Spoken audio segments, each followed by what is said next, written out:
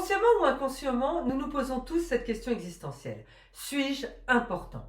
À quel moment cette question s'active-t-elle? Sur la polarité de l'inclusion et de l'exclusion, nous avons tous des préférences qui cachent des stratégies relationnelles, afin d'éviter les deux peurs adjacentes à cette question existentielle. D'abord les peurs vis-à-vis des autres, celle d'être abandonné ou ignoré. Puis la peur vis-à-vis de soi, qui est bien pire à ressentir.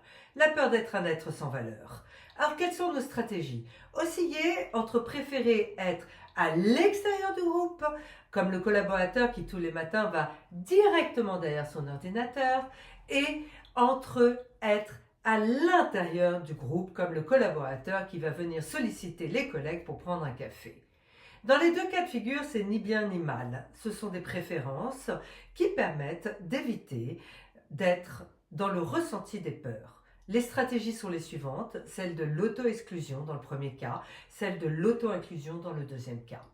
Ce concept d'inclusion, bien que très simplifié ici, amène à une réflexion. Que fait-on pour s'offrir de l'importance à soi et aux autres? Manager, 3 conseils pour vos réunions.